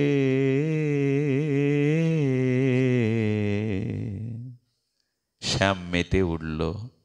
এখানে যে মদন, এটি প্রাকৃত জগতের কাম মদন নাই, অপ্রাকৃত নবীন মদন, অপ্রাকৃত মদন। হ্যাঁ, পৃথিবীর সব থেকে বড় শক্তিকার, স্বয়ং ভগবানের পরে একজন ভগবানকেই চ্যালেঞ্জ ছুড়ে দিয়েছিল। ভগবানের দিকে আঙুল তুলেছিল কে? কামদেব। কে? কামদেব কি করেছিল? মায়াধীন রমণে, এই মায়িক জগতে মায়াধীন রমণে কামের দাসত্ব করছি আমরা সারা জীবন। কামের দাসত্ব করছি আমরা, আমরা কামের দাস। কৃষ্ণ দাস, রাধা দাস নই, আমি তো কামের দাস। গোবিন্দ দাস কবে হব? গৌর দাস কবে হব? তো এই কাম সবাইকে দাস করে রেখেছে। কি করে রেখেছে? হ্যাঁ, দাস করে রেখেছে। মাঝে মাঝে কিছু অপরাধ যদি না নেন বলি, 80 বছরের বৃদ্ধের মাথা চুলকালি করার কোনো দরকার আছে? বিধবা মায়ের চুলকালি করার দরকার আছে? কি কি সময় এসে পড়েছি গো। কামের দাস না হলে এমন হয়, আমি যে বৃদ্ধ হইনি আমি প্রমাণ করছি। হ্যাঁ, 80 বছরের বৃদ্ধ ডোরা কাটা 23 বছরের গেঞ্জি গায়ে দিন করে ঘুরে বেড়ায়। আগেকার দিনে 40 পেরোয় গেলে ফুল হাতা শার্ট গায়ে দিত। ম্যাক্সি কি আমাদের পোশাক? যদি বলেন তুমি আকাশ থেকে মাটিতে নামছো কেন মাঝে মাঝে বলছো রাস, রাস আর আমরা করেছি। রাস আমরা আমাদের যে দুর্দশা, 80 বছরের বৃদ্ধও যদি চুলকালি করে, কি দুর্দশা। আমরা সব কামের দাস, দেহভোগের দাস। এই কাম প্রভুত্ব করছে জগতে। এখন যদি বলে প্রভুকে জগতের, তো কামই হলো এখন প্রভু। এই জন্য কি করছে ভগবানের এই রাসে কেবল কাম কি করেছিল জানেন? বিজয় পতাকা উড়িয়ে বলেছিল, আমি ব্রহ্মাকে পরাস্ত করেছি, আমি ইন্দ্রকে পরাস্ত করেছি, আমি মুনি ঋষিদের পরাস্ত করেছি, আর মানুষ তো আমার পদতলে। এই কাম দুর্জয় তিলক বিজয়ী অভিমানে বলেছিল, একটা সুযোগ আমার সামনে, সেটা হলো ভগবান শিব আর কৃষ্ণকে যদি পরাস্ত করতে পারি, আমি হব ত্রিলোকের ঈশ্বর, সর্বশক্তিমান। কামের এই আস্ফলন ছিল। কাম চলে গেল কৈলাসে। কোথায় গেল? মহাযোগেশ্বর ভগবান শঙ্কর সমাধিতে আছেন। কাম তার ফুলবানে পঞ্চবসরে যখন বাণ নিক্ষেপ করলেন, সেই বাণের দ্বারা কি শিবের সমাধি ভঙ্গ হয় ভগবানের? কিন্তু সব ঠাকুর দেখলেন, এত বড় স্পর্ধা তোর, তুই আমাকে পরাস্ত করবার জন্য ফুলসরে পঞ্চম বাণ মারলি। ভগবান শঙ্কর সমাধি থেকে উত্থাপিত হয়ে তার তেজপুঞ্জ আজ্ঞাচক্র তৃতীয় নয়ন দিয়ে কামকে পুড়িয়ে ভস্মীভূত করে দিলেন। এই জন্য ভগবান শঙ্করের এক নাম হলো মদন দহন, ভগবান শিবের আর এক নাম মদন। হ্যাঁ, কাম তখন বলছে, প্রভু জিত আমার হয়েছে, তোমার না। কাম কি বলছে? জিত আমার হয়েছে, তোমার না। তুমি আমাকে অতনু করে দিলে, অতনু মানে আমার শরীরটা পোড়ালে, কিন্তু আমাকে শেষ করতে পারোনি। কামের চেহারা আছে, কামকে দেখা যায়, অতনু কিন্তু বিশ্বকে হ্রাস করছে সে। এই জগৎটা কামময়, কামের দ্বারা বর্তমান জগৎ ভাসছে। এখানে যে শিশু আজকে জন্ম নিচ্ছে, বাতাসটা গায়ে লাগলেই কামময় বাতাস। কামময় পৃথিবী, কামময় বাতাস, চারিদিকের বড় অন্ধকার বাতাস। দিল্লির বাতাস, ঢাকার বাতাস দূষিত, কিন্তু কামের বাতাসে জগৎ এখন দূষিত। কামময় জগৎ, ভোগময় জগৎ, ভোগের জন্য আমাদের তীব্র লালসা। এই কামময় জগতে, কামন্দ জগতে কামের স্বরূপ কি? আমরা তো বারবার বলছি, কামের কি স্বরূপ? আত্মেন্দ্রিয় প্রীতিবাঞ্ছা তারে বলে কাম। ওই যে নিজের দেহ সুখের বাসনার নাম হলো, নিজ ভোগের বাসনার নাম হলো আত্মেন্দ্রিয় প্রীতিবাঞ্ছা ধরে কাম নাম, কৃষ্ণেন্দ্রিয় প্রীতিবাঞ্ছা ধরে প্রেম নাম। কাম আর প্রেমের মধ্যে পার্থক্য কি? হ্যাঁ, কাম লৌহ সম আর প্রেম সুবর্ণ। আত্মেন্দ্রিয় প্রীতিবাঞ্ছা তারে বলে কাম, কৃষ্ণেন্দ্রিয় প্রীতিবাঞ্ছা ধরে প্রেম নাম। কামের তাৎপর্য নিজ সম্ভোগে প্রবল, কৃষ্ণ সুখ তাৎপর্য প্রেম তো প্রবল। কৃষ্ণ সুখের জন্য, রাধারানীর সুখের জন্য যা কিছু করা হয় তার নাম প্রেম। আর নিজ ভোগের জন্য যা কিছু করা হয় তার নাম লোহার হেম জৈসে স্বরূপে বিলক্ষণ। লোহা, জং ধরা লোহা আর উন্নত সোনা এক হয়? তো প্রেম হলো সুবর্ণের মতো, কাম হলো লোহার মতো। প্রেম হলো মন্দাকিনীর শুদ্ধ বিশুদ্ধ জল, আর কাম হলো নর্দমার দূষিত পচা পোকামাকড় জল। কাম হলো তিমির অন্ধকারের অমাবস্যা, আর প্রেম হলো পূর্ণ পূর্ণিমার পূর্ণিমা। এই জন্য কাম প্রেম বহুত অন্তর, লোহ আর হেম জৈসে স্বরূপে বিলক্ষণ। তো নিজের ভোগের জন্য যা কিছু তার নাম কাম। দেখবেন বাড়িতে 5 জনের রান্না হয়েছে, জামাই মেয়ে এসছে, তো এই 5 জনের ভালো মন্দ ঘরে দুধ দিয়ে খেলেন, পাশের বাড়ি যাতে গন্ধটা না যায়, না বুঝতে পারে, বেশ হাত কবজি ডুবিয়ে খেলেন। আচ্ছা, ওই 5 জনের রান্না যদি 5 জন অতিথিকে খাওয়ানো যায়, ওই খাদ্য তো নিজে খেয়ে যতটা আনন্দ হয়, প্রিয় মানুষকে খাইয়ে সে আনন্দের থেকে শতকোটি গুণ আন হয়। তাই নিজের ভোগের জন্য যা কিছু চেষ্টা সেটা কাম, আর রাধারানী গোবিন্দ অন্যের সুখের যে চেষ্টা তার নাম প্রেম। এবং কাম প্রেম পার্থক্য কি জানেন? একই গোলাপ ফুলের বাগান, দুজন যুবক প্রবেশ করেছে, সেই প্রভাতে গোলাপ, প্রস্ফুটিত গোলাপে শিশির সিক্ত হয়ে আছে, আর সেই প্রফুল্লিত গোলাপ দুটো যুবক তুলল একই গাছের একই বৃন্ত থেকে। এক যুবক তার প্রেয়সী সুন্দরী স্ত্রীর খোপায় গুজে দিল, আর স্ত্রী একটু হেসে বলল, এত ভালোবাসো, গোলাপ খোপায় গুজে দিল। আর আরেকটি যুবক ওই একই বাগানে একই গাছ থেকে একই বৃন্ত থেকে গোলাপ তুলে তার পাপড়িগুলো অগুরু চন্দন চরিচিত করে রাধারানীর চরণে দিয়ে দিল। একই গাছ, একই বাগান, দুইজনই যুবক, একই ক্রিয়া করলো, ফুল তুলল, একজনের প্রেয়সীর খোপায় আর একজন রাধারানীর চরণে। একটা কাম হলো আর একটা প্রেম হলো। মেজের কাঠিটা দিয়াশালায় জ্বালালাম বিড়ি ধরাবার জন্য, আর মন্দিরে প্রদীপ জ্বালাবার জন্য। দুটো আগুন জ্বালানো এক হয় কি? একই সিঁড়ি দিয়ে যখন উপরে উঠতে হয় দৃষ্টি কোন দিকে থাকে? আবার ওই একই সিঁড়ি দিয়ে যখন নিচে নামি দৃষ্টি কোন দিকে থাকে? তো এই দেহ ভোগের বাসনা যতদিন আছে তার নাম কাম, আর কৃষ্ণ সুখের বাসনা যতদিন সর্বেন্দ্রিয় থাকবে এরই নাম প্রেম। এমন করে বুঝিয়েছেন আমাদের আচার্যরা। এত স্বল্প কথায় কাম প্রেমকে এমন করে বুঝিয়েছেন কবিরা, এমন করে আর কেউ বলেনি, এমন করে আর বলা সম্ভব নাই। দুটো পয়ারেই বলে গেছেন কাম প্রেমের পার্থক্য।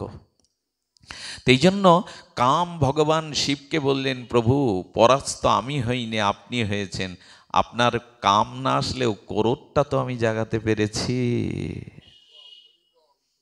কামের স্পর্ধা দেখুন, ভগবান যোগেশ্বর শিবেও কেউ ক্রোধান্বিত করলো, এবং ভগবান শঙ্কর তখন বললেন এটা আমার ঠিক হয়নি। কামকে পুড়িয়ে কি করলাম, কামকে তো বিনষ্ট করতে পারলাম না। ভগবান শিব তখন বুঝেছিলেন কামকে প্রেমে রূপান্তরিত করতে হবে। এই জন্য তিনি গিরিজার হাত ধরেছিলেন, পার্বতীর হাত ধরেছিলেন কামকে প্রেম করবার জন্য। আচ্ছা, ভগবান শঙ্কর কামকে পোড়ালেন, এখানে জয়কার হলো কামেরই হলো, কারণ ভগবানকেও যোগের থেকে সমাধির থেকে ক্রোধান্বিত করলেন। কাম বাধা হলেই কি আসে? ক্রোধ। কাম যে কোনো চাওয়ার পথে যখন বাধা আসবে তখনই ক্রোধ আসে। হ্যাঁ, যখন কোনো চাওয়া বাধা হয়ে দাঁড়াবে তারই নাম ক্রোধ। কামনা বাধাগ্রস্ত হলে ওখানে ক্রোধ আসবেই। এই জন্য বললেন যে ক্রোধ এলো। এই কাম তখন বললেন আমার শরীর না থাকলেও আমি শক্তিমান আছি, আর একটা জায়গায় যদি পরাস্ত করতে পারি তবে আমি হব ত্রিলোক বিজয়ী। সেই অপেক্ষায় ছিলেন। একবার বৃন্দাবনে গিয়ে দেখলেন সখাদের সাথে খেলা করছে কৃষ্ণ, তখন শিশু বলল আর একটু বড় হও, তারপরে আমি তোমার পরীক্ষা নেব।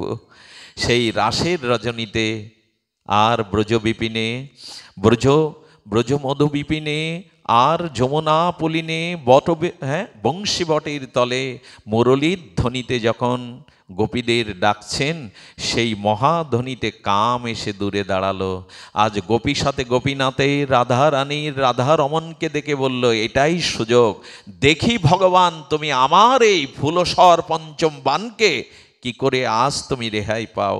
সেই পঞ্চম বান যখন ফুলসরে তিনি নিক্ষেপ করতে যাবেন, তখন এই প্রাকৃত মদন কাম রাধা মাধবের যুগল রূপ দেখে মোহিত হয়ে মূর্ছিত হয়ে পড়ে গেলেন।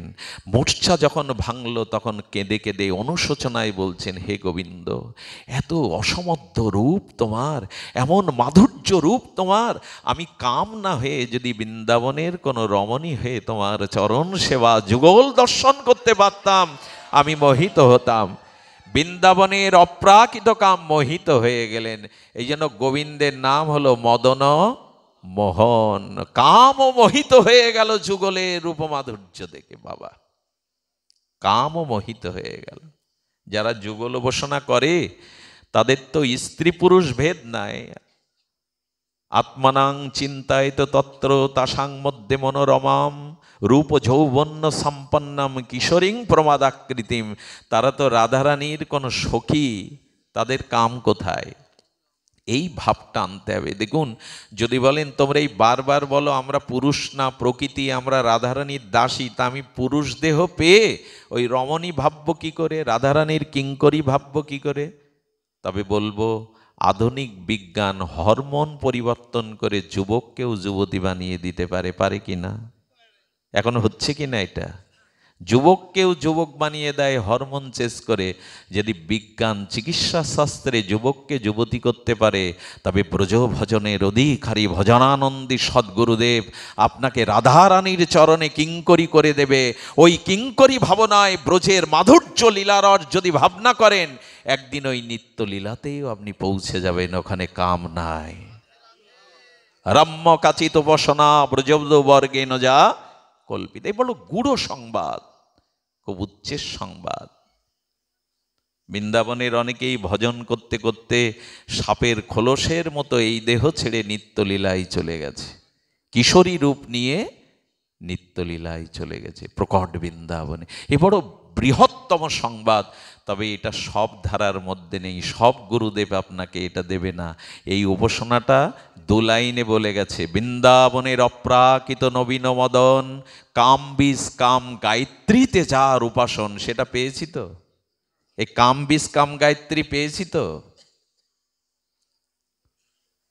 এই জন্য এটা পেতে হবে। বৃন্দাবনের অপ্রাকৃত নবীন মদনের উপাসনা হবে কাম বীজ কাম গায়ত্রীতে।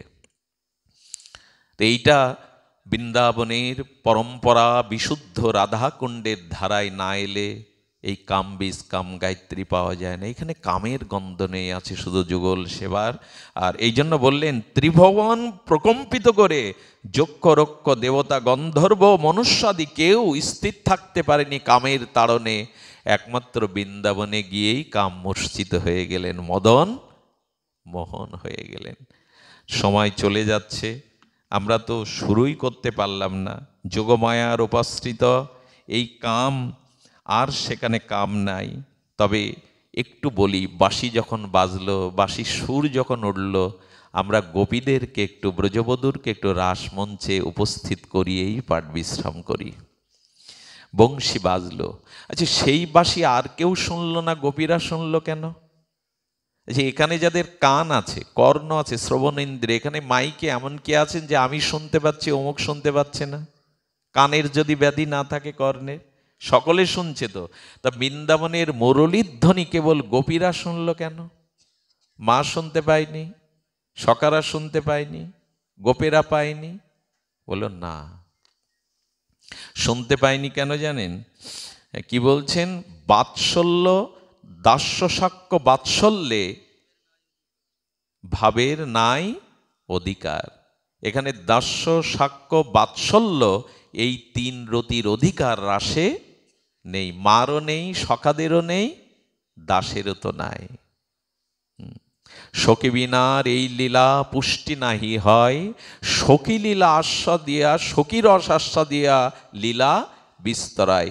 একমাত্র ব্রজের গোপাঙ্গনা গান ব্রজবধূগণই বসি শুনতে পেয়েছিল, কারণ এখানে এই মাধুর্য রসের উপাসনা ছাড়া দর্শ সাক্ষ্য বাৎসল্যের অধিকার কতগুলো আমি তো আমার মতো মুখস্থ বলে যাচ্ছি। আসলে কৃষ্ণকে যারা বাৎসল্য জ্ঞানে ভালোবাসে, যারা সখা জ্ঞানে ভালোবাসে, কৃষ্ণ প্রভু আমি দাস, এই রসে যারা ভজন করে, তাদের রাসের অধিকার নাই।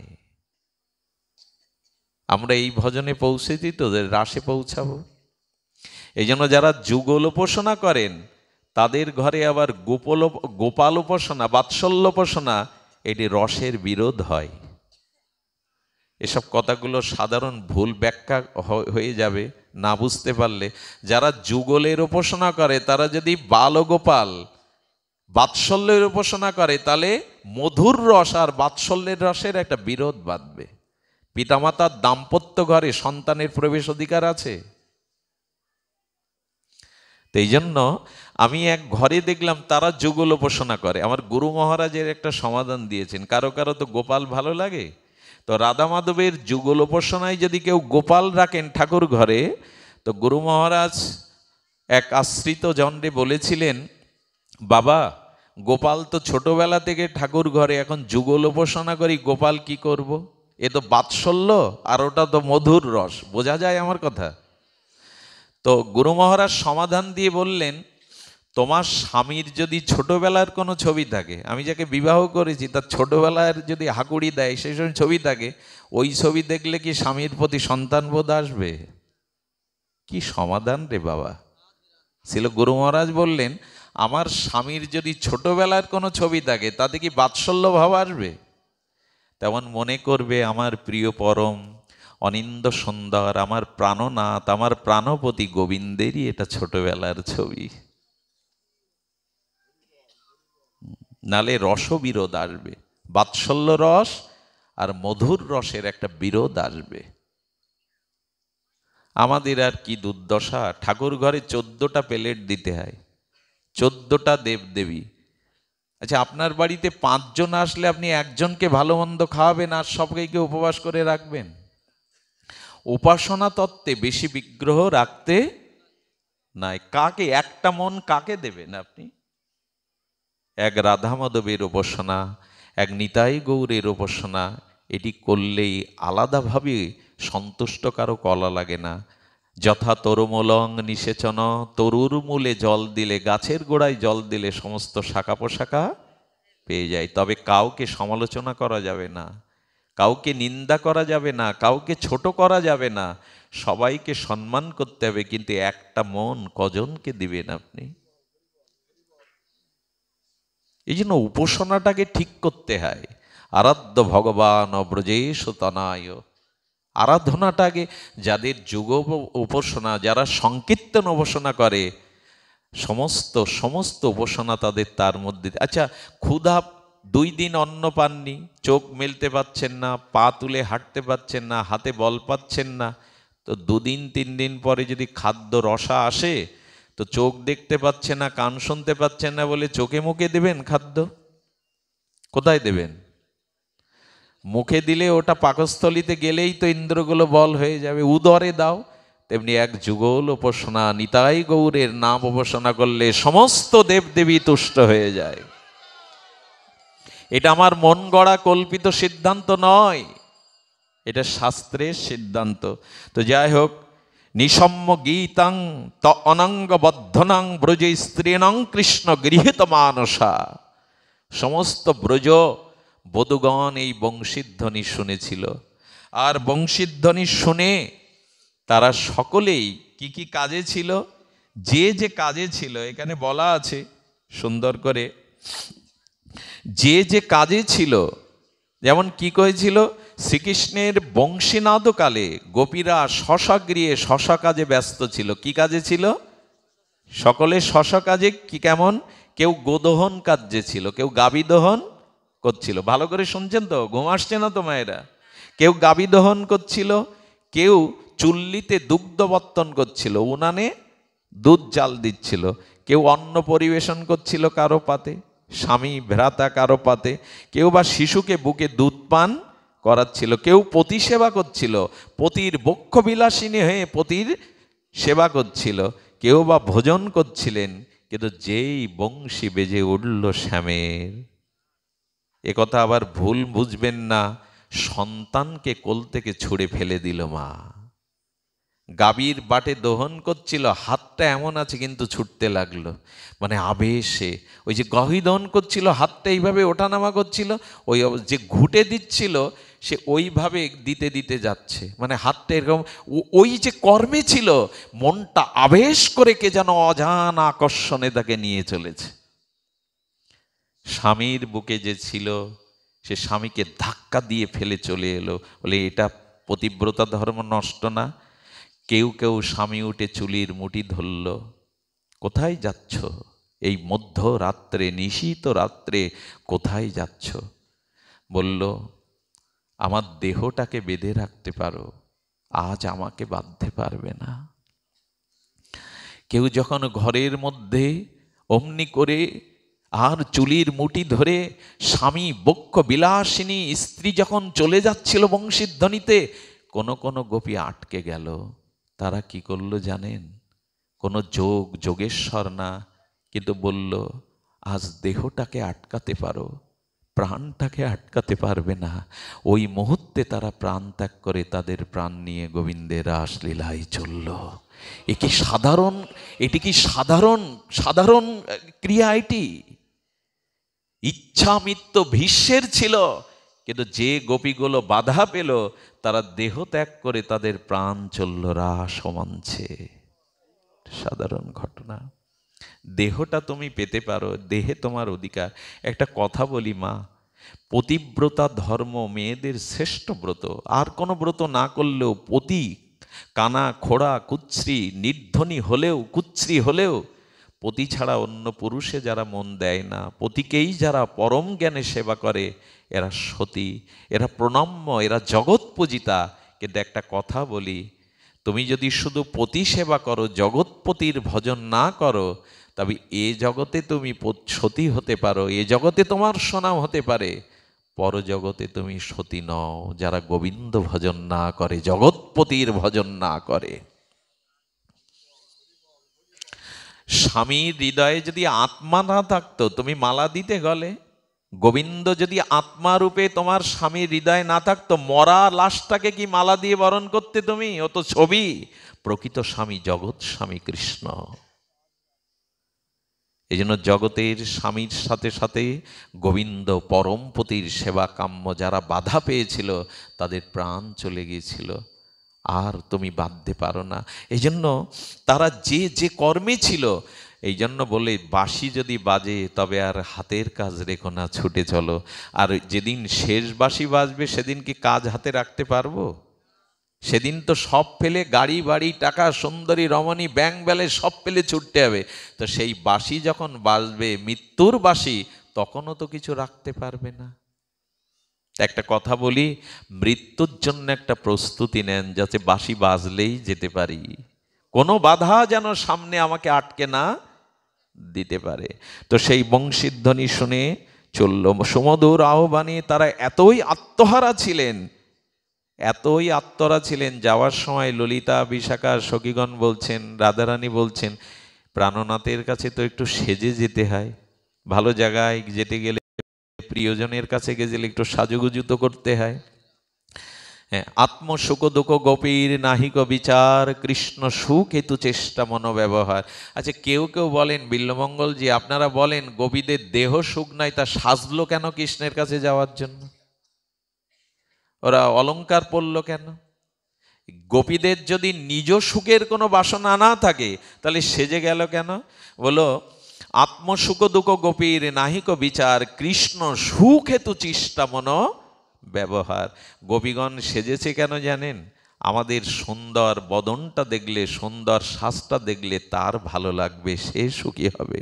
আচ্ছা, প্রকৃত সতী নারী সাজে কি বাইরের পুরুষের দেখানোর জন্য?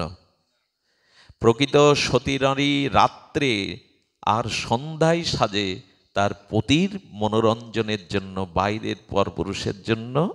এই জন্য মেয়েদের ঘরে বেশি করে সাজ দেয়, এখন তো বাইরে যাওয়ার সময় বেশি সাজে। আর সাজার জন্য ব্যবস্থাও হয়েছে, ওর নামটা আর বললাম না। কোথায় যেতে হবে? Beauty parlour. বেশ, অনেকেই কালো মেয়ে, কালো ছেলে বিউটি পার্লার থেকে সাদা করে পরে অশান্তি, কাঁদতে কাঁদতে শ্বশুর বাড়ি যাওয়ার সময় জল পড়ে, তখন আদি রং বেরিয়ে পড়ে, অশান্তি ওখান থেকেই শুরু হয়, ওইখান থেকেই অসুবিধে। দেখলাম পরিষ্কার, কি যুগ এসেছে গো! এই জন্য সৌন্দর্য কালো পরিষ্কারে নেই, সৌন্দর্য আসে ভেতরে, সৌন্দর্য আসে গুণে, গুণ ছাড়া সৌন্দর্য বেশি দিন টিকে থাকে না। প্রকৃত সৌন্দর্য আসে অন্তরে, বাহিরে নয়। এটা কবে বুঝবো আমরা? তো গোপীরা সাজছেন কেন? আমাদের মনোরম শয্যা দেখে গোবিন্দ। গোপীরা একাদশী করতো না, জানেন? গোপীরা কি করতো না? খবরদার, এ কথা শুনে আবার আপনি এর জন্য একাদশী বন্ধ করেন না। গোপীরা একাদশী করতো না কেন জানেন? একাদশীতে কায় ক্লেশ হয়, শুকনো মুখ দেখলে আমাদের প্রাণনাথের আনন্দ হবে না, আমাদের মুখগুলো যদি শুকনো থাকে। তার আনন্দের জন্য বললেন, গোবিন্দকে সুখ দেওয়া কোটি একাদশীর থেকে শ্রেষ্ঠ। এই জন্য একাদশী করে মুখ গোমড়া করে থাকবেন না, গেলাম গেলাম করবেন না। এদিকে আসুন, একাদশী করেছে কাউকে ডাকবেন, আজ আর বসবো না, আজ একাদশী করেছি। বেটা, একাদশী করেছি বলার কি দরকার? একাদশীর দিন কি ভজন করবে এ কথা নাই, বাবা কি খাবো কি খেতে নেই, খাওয়াটাই আগে, পারণের কথাটা আগে শোনে। কত কত পারণ, খাবো কি এইটাই। এই যে দামোদর মাস গেল, কেউ জিজ্ঞাসা তেমন করে না, বাবা কি ভজন করবো, কিভাবে, কি খাবো কি খাবো না। এই জন্য গোপীরা কৃষ্ণ সুখের জন্য তাদের সব কিছু ব্যবহার। এখন কি করেছে জানেন? তারা সাজতে গিয়ে সব ভুল হয়ে গেছে। রাধারানী গোপীগণ সাজতে গিয়ে কি হয়েছে? সখী ললিতা বললেন, সখী রাধে, তুমি কেশপাশ খোপায় নীলমণি খচিত হাত ধারণ করেছো, খোপার কেশে গলার হার পরিয়ে দিয়েছে। আহা, কি বলছে জানেন পদকর্তা?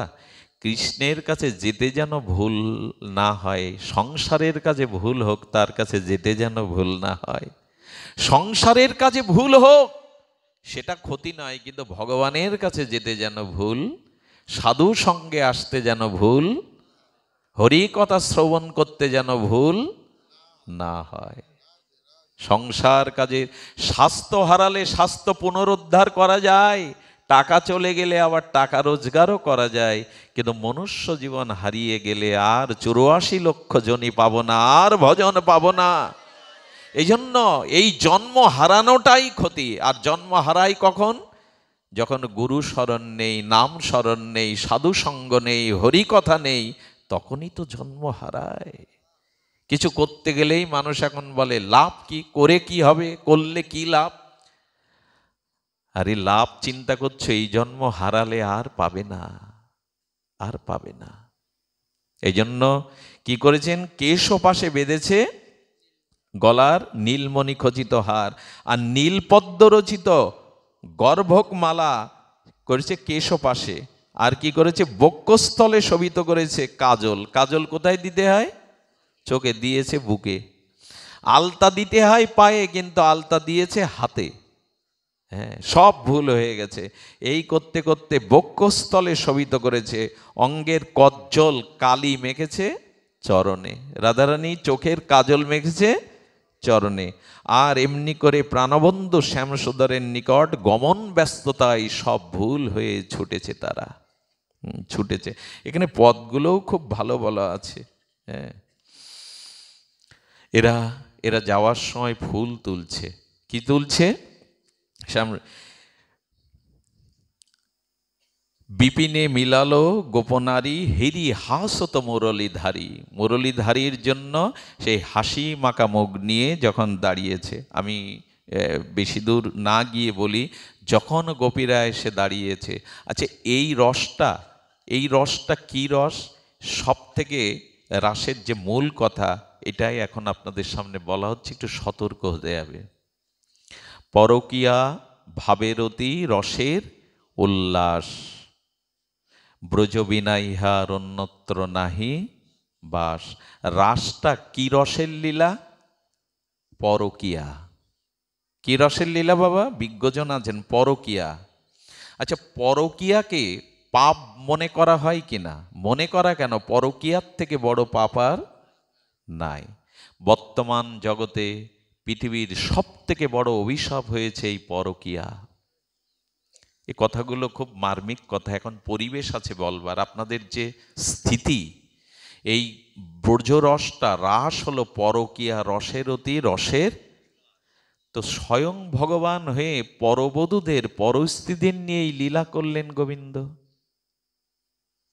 এটি কি ভগবান লীলায়, এটি কি ভাগবত শ্রবণের, এটি কি ঠিক হলো ভগবান তোমার? তুমি পরস্ত্রী পরবধূদের নিয়ে মধুর বৃন্দাবনে বংশীধ্বনিতে, বংশী তটে যমুনা পুলিনে নৃত্য করছো গভীর রজনীতে, এটা তো পরকীয়া।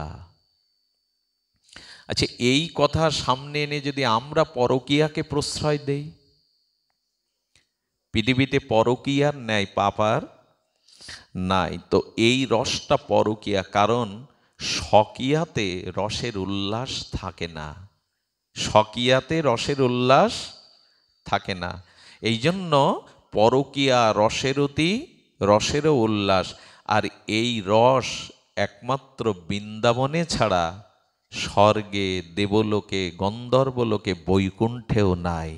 ব্রজের বাইরে এই রসের অধিকার কোথাও, ব্রজবিনা ইহার অন্যত্র নাহি বাস। শ্রীধাম বৃন্দাবনে ছাড়া এই পরকীয়া রস অন্য কোনোখানে সম্ভব নয়।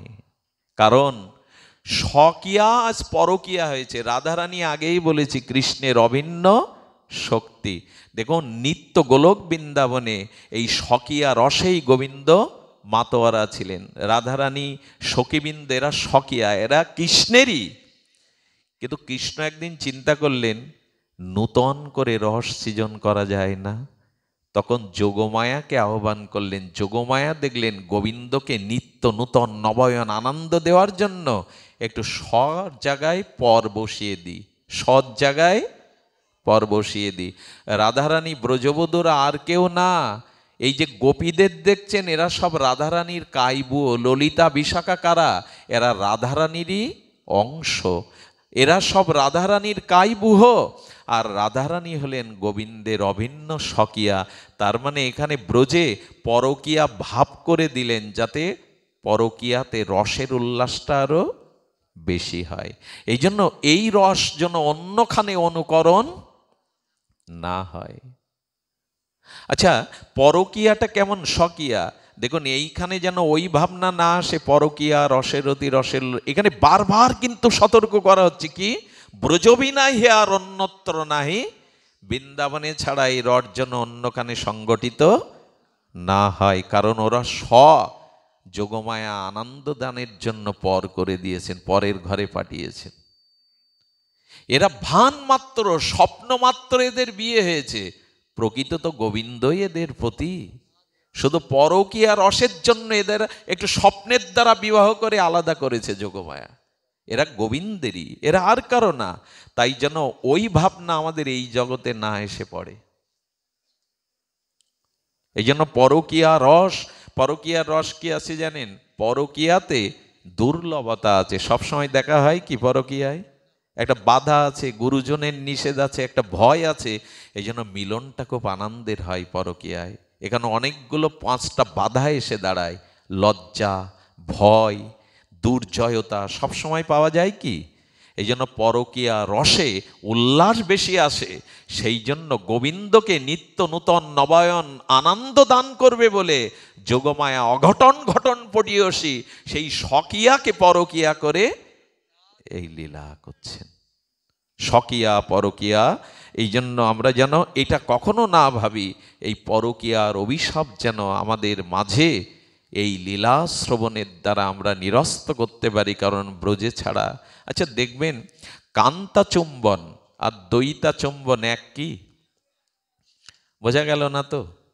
পান সামনে দুটোই সমান, দুগ্ধপান আর মদ্যপান। একটা রূপার থালাতে রূপোর গ্লাসে 1 গ্লাস দুগ্ধ 1 গ্লাস মদ আনা হলো। সামনে দেখছেন ওটা তরল পানীয়, 2 জন পান করলেন। দুগ্ধপান আর মদ্যপান কি এক হয়? নিজের ছোট শিশুকন্যাকে চুম্বন করা আর প্রেয়সী স্ত্রীকে চুম্বন করা কি এক হয়? চুম্বন সামনে তো দুটোই সমান। দুগ্ধপান মদ্যপান, পান সামনে দুটোই সমান, এক হয় কি? তেমনি এই পরকীয়া হলো দুগ্ধপানের মতো, যা শ্রবণে জগতের পরকীয়া চলে যায়। গোবিন্দের জীবাত্মার সাথে পরমাত্মার মিলন, ভগবানের সাথে ভগবানের শক্তির মিলন। আচ্ছা আগুনে একটু আগুন দিয়ে দিলে কি হয়? আলাদা দেখায়? একটু জল সমুদ্রে দিয়ে দিলে আলাদা হয়? এটা একই। এই জন্য যেন কেউ না ভাবি উনি অমুকের বউ, উনি পরের বউ, কেন লীলা করলে। এটা সুখদেবও প্রশ্ন করেছেন। সুখদেবের কাছে প্রশ্ন করছেন মহারাজ পরীক্ষিত, স্বয়ং ভগবান হয়ে পরস্ত্রী নিয়ে এই লীলা করতে পারলেন? তখনই সুখদেব বললেন এটা পরস্ত্রীর লীলা নয়, এটা স্বকীয় লীলা। তো সেই লীলায় বংশীধ্বনিতে রাস, মানে যখন পুরুষ নাচে তখন তার নাম হয়, হ্যাঁ তখন নাচ, এবং নারী পুরুষ মিলিত।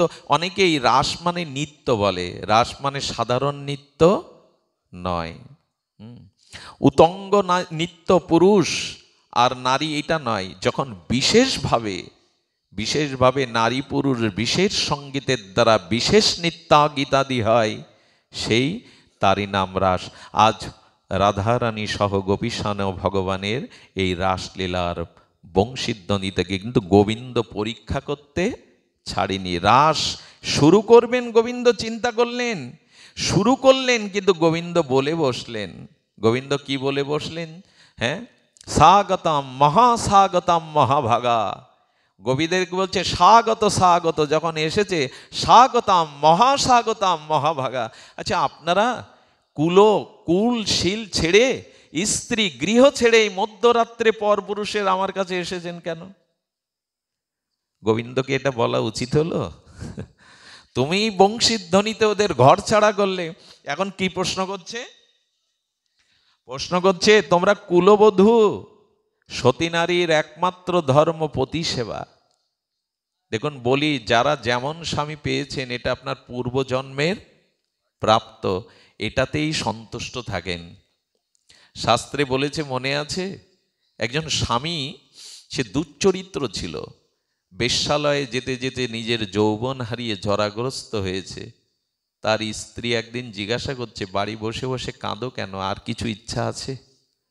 বলে তুমি পারবে ইচ্ছা পূর্ণ করতে? সত্য ঘটনা, এটা চৈতন্য চরিতামৃতে উল্লেখ করেছেন। সুশীলা, স্ত্রীর নাম সুশীলা, বলি তোমার আর কোনো ইচ্ছা থাকলে বলো না আমায়। তখন বলছেন, অমুক গ্রামে এক সুন্দরী দেহপুজীবিনী আছে, আমি তার কাছে 1 রাত কাটাতে চাই। চলতে পারে না, সেই স্ত্রীর অর্থ নেই। জানেন, এখানে আমাদের বেহুলা সাবিত্রীর কথাও বলেনি কবিরাজ কৃষ্ণ গোস্বামী। এই কুষ্ঠ আর এই কুষ্ঠগ্রস্ত স্বামীর কথা, সুশীলার কথা বলেছেন। কি করেছেন জানেন? সেই পতিতার কাছে গিয়ে, সেই দেহপূজীবিনীর কাছে গিয়ে বললেন, দিদি আমাকে একটু কাজ দেবেন।